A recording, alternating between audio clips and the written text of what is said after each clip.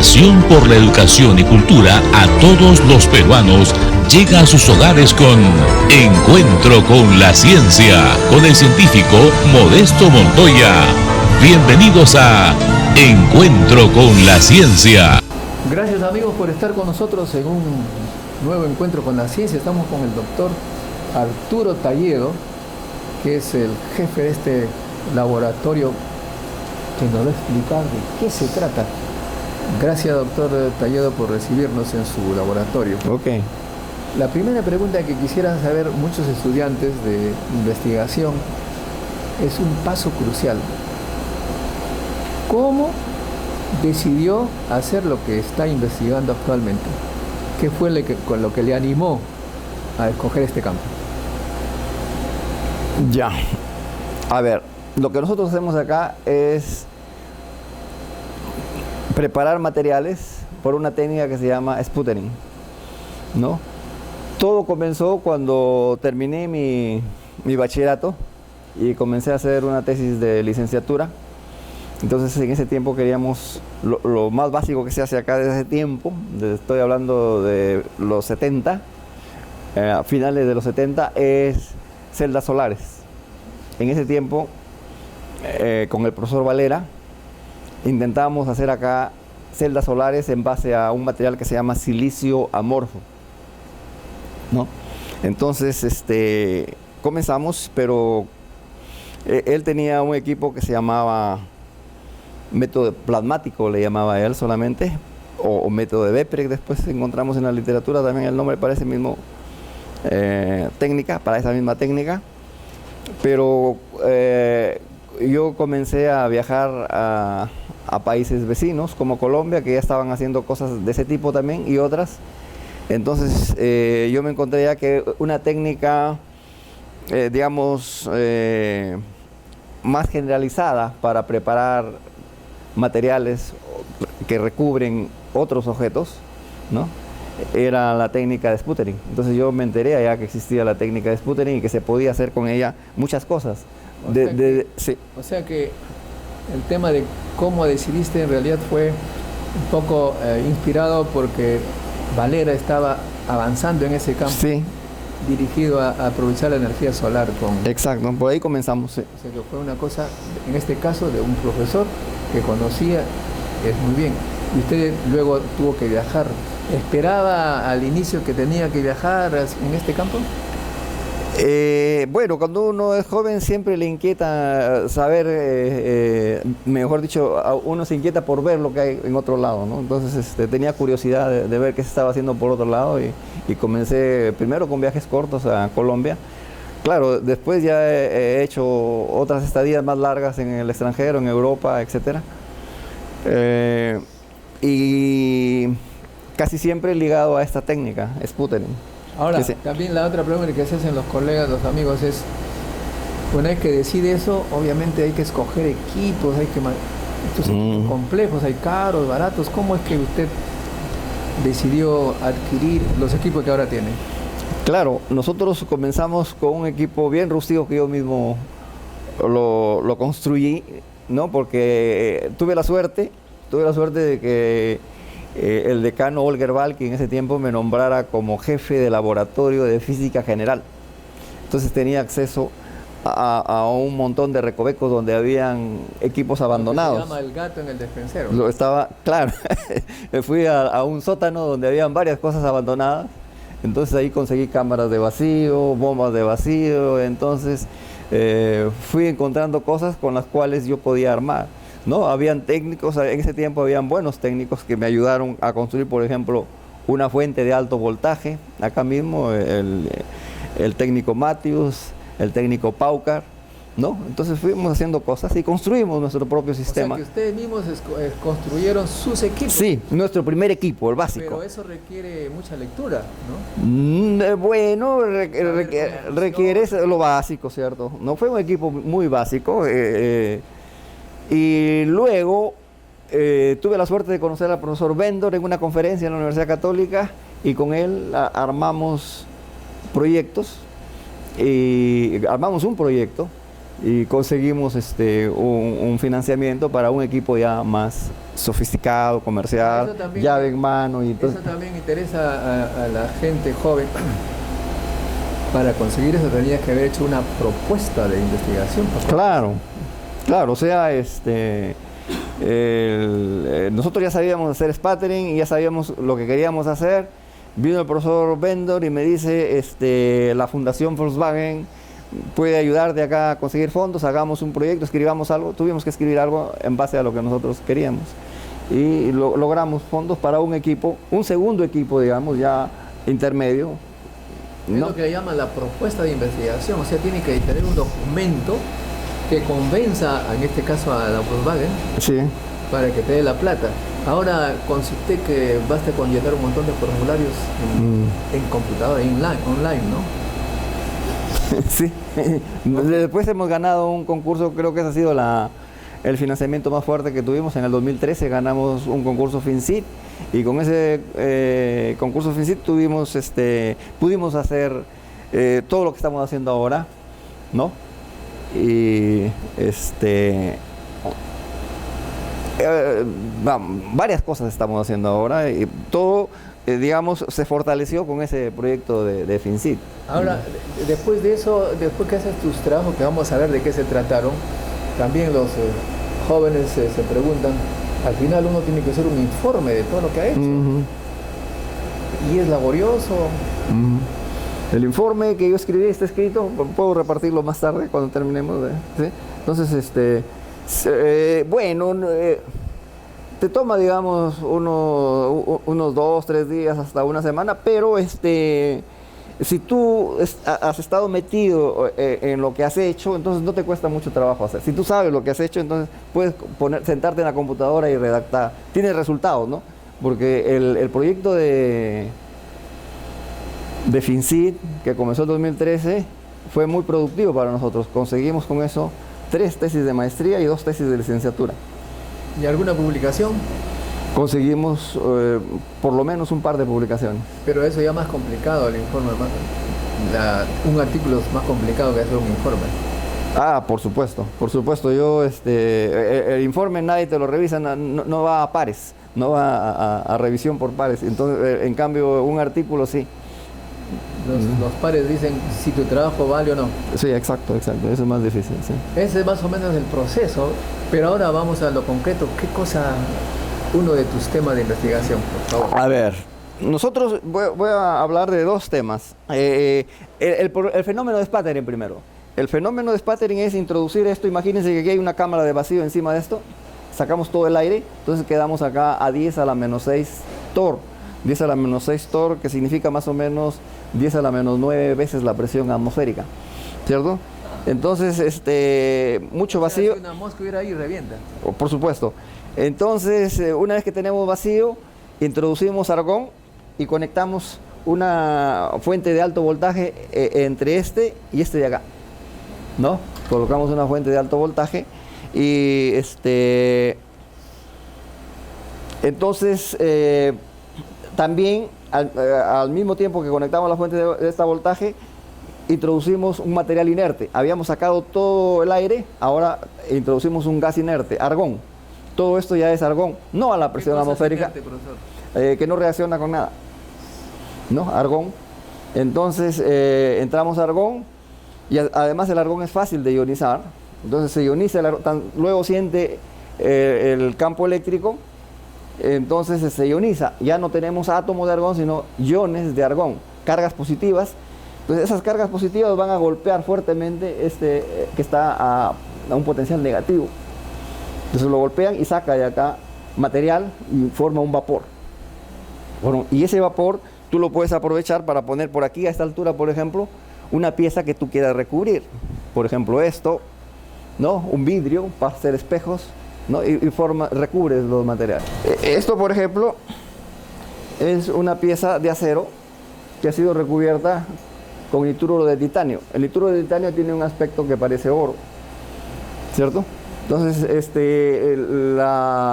la propiedad que mejora el nitruro de titanio es que a este acero, que tiene una dureza de 400 o 600 Vickers, les da una dureza de 2000 o 2200 Vickers, y eso hace que esta herramienta, cuando está en contacto con otras piezas, que dure, digamos,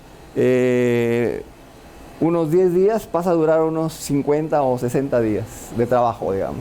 Aumenta el tiempo de vida de las herramientas o de las piezas que están en rozamiento con otras, ¿no? Entonces, esa es una de las aplicaciones con la cual nosotros hemos trabajado mucho, y ese es el informe que hicimos para FinCit cuando terminamos nuestro proyecto, que está en un libro que se lo puedo regalar dentro de un ratito. Esa es una parte. El otro, estamos haciendo... Estas películas delgadas de nitruro de titanio tienen más o menos unas 5 micras sobre el acero. Entonces ahora estamos haciendo dispositivos que necesitan solamente 30 nanómetros o 40 nanómetros de nitruro de titanio. 30, o sea, algo muy pequeño y por lo tanto tenemos que ser más cuidadosos para elaborarla, ¿no?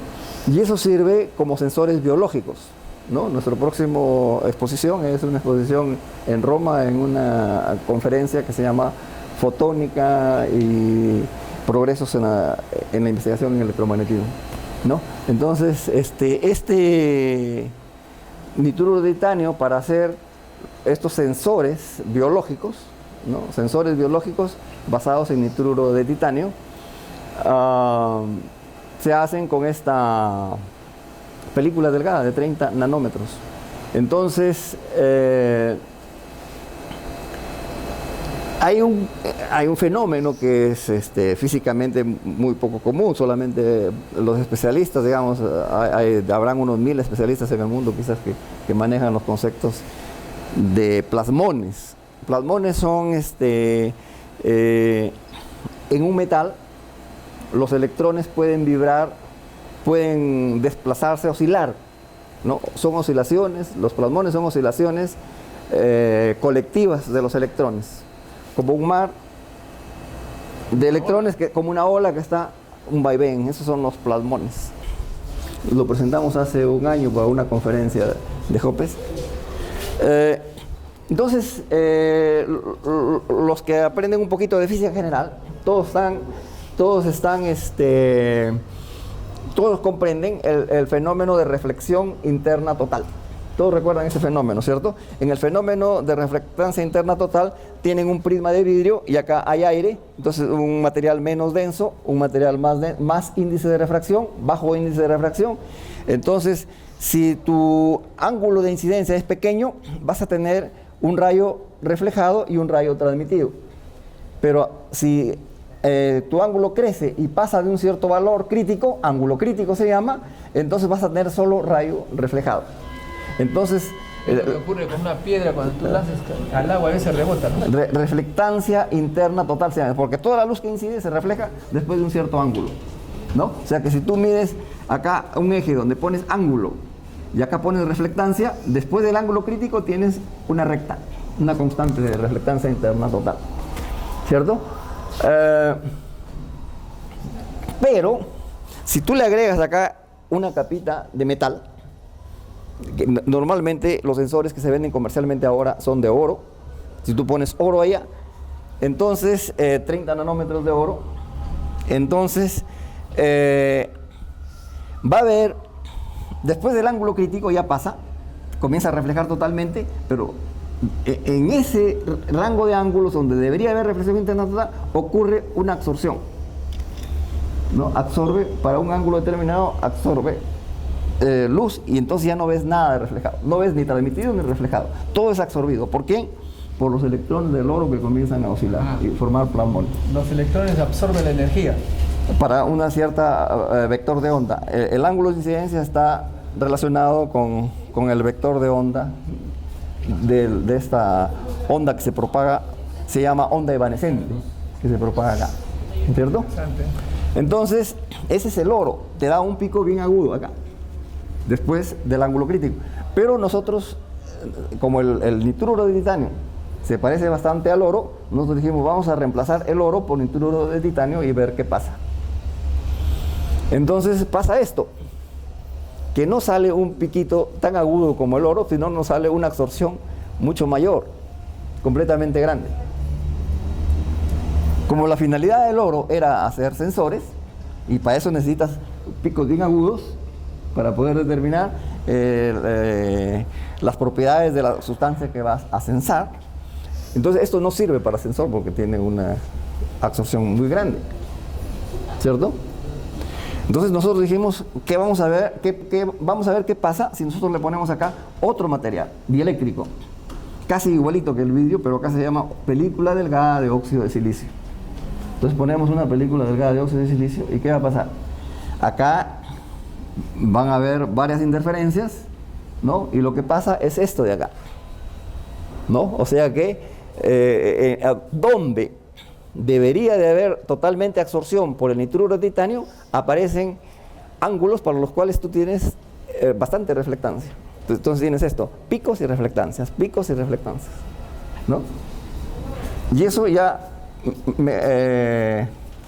mejora un poco el interés de esto también en hacer también sensores con esto, porque tú tienes un pico bien agudo donde puedes identificar qué pasa si nosotros ponemos otra sustancia acá para censarla, ¿no? Entonces, eso es lo que teníamos nosotros en el año pasado, hace más o menos un año, ¿cierto? Y acá está, digamos, eso que es experimental, se comprueba rápidamente con la teoría electromagnética. Estas son simulaciones, ¿no? Y esta es foto del material que hemos hecho, sección transversal, rayos X, todo. ¿El resultado que ustedes han obtenido era lo esperado o fue una sorpresa? Yo no sabía nada de esto. Y para mí fue una sorpresa. Mi tesista inclusive se preocupaba, profesor. Nosotros esperábamos que este pico se corriera un poquito. Cuando pusimos decimos, profesor, no se corre, salen varios picos, no sale bien. Entonces se preocupó y después comenzamos a ver que alguien ya había hecho este trabajo y sí salían estos picos, ¿no? O sea, era interesante, es interesante. Claro, lo habían hecho con otro material. Como ustedes notan, a veces encuentran algo sorprendente y la primera reacción es que nos estamos equivocando. Y más bien, justamente esos son los resultados más interesantes, los inesperados. Sí. Bueno, eso es más o menos lo que está aquí, pero eso fue hace un año, ahora hemos avanzado y todavía hemos visto que se puede poner una tercera capa acá. Entonces, la cosa también es interesante.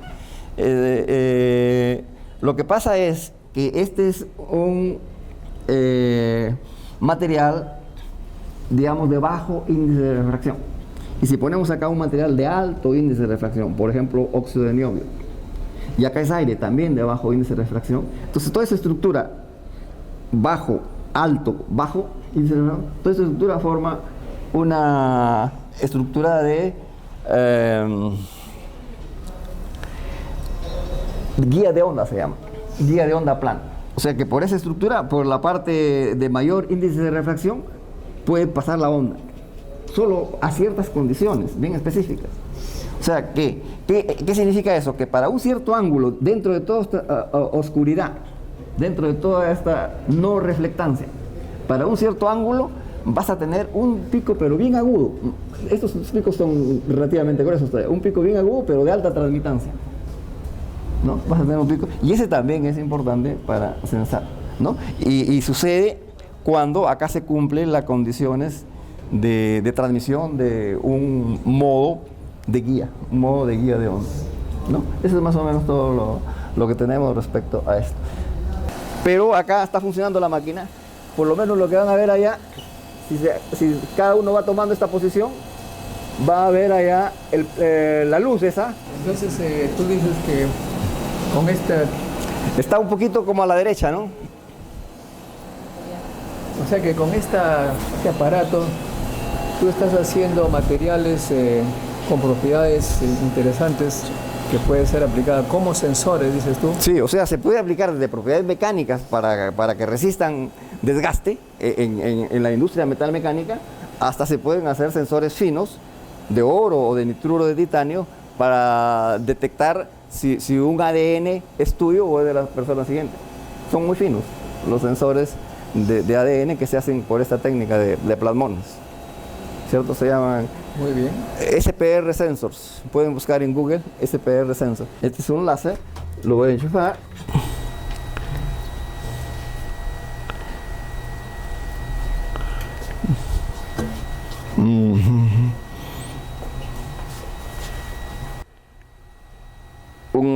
rayo y por acá tenemos el rayo reflejado, ¿no?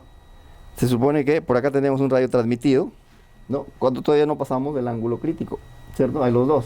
Pero cuando pasamos del ángulo crítico ya vamos a tener solamente un rayo. Sí. Bueno, pero la guía está clara, ¿no? Sí, sí, sí, sí. Ve que Sí. desde hay ángulos que hay absorción. Hay ángulos, digamos, para los cuales se excita Con eso tú el plasmón. puedes Y hay absorción. tener información sobre los materiales también, ¿no? Puedes tener información sobre los materiales y lo que es más importante es que depende de los materiales que están acá y del ambiente. En este caso es aire lo que está rodeando al dispositivo, pero si fuera una sustancia biológica, entonces la respuesta saldría un poquito diferente. Buenas tardes, mi nombre es Franco Najarro, estudiante en la Facultad de Ciencias. Mi pregunta para el profesor es si se puede hacer cubrimiento de materiales para el uso en medicina o aeronáutica, por ejemplo. Claro, a ver, medicina o aeronáutica. Lo que se me ocurre ahora es, para medicina se pueden hacer nanopartículas de plata, ¿no? La nanopartícula de plata que su uso en medicina es bien conocido, ¿no? Y para aeronáutica, en realidad allá lo que necesitan es materiales que resistan altas temperaturas. Entonces sí hay materiales que se pueden hacer por sputtering para recubrir, por ejemplo, álabes de los motores de aviones que resistan a altas temperaturas. El tesista que está trabajando ahora justamente está haciendo eso, pero todavía estamos haciendo para motores de combustión interna de autos. Entonces, tal vez les pueda interesar, les voy a regalar estos libros, ¿no? Estos son los que decía el informe que presentamos en el 2016, pero el proyecto comenzó en el 2013. ¿Pueden poner contacto, por favor? Acá arriba.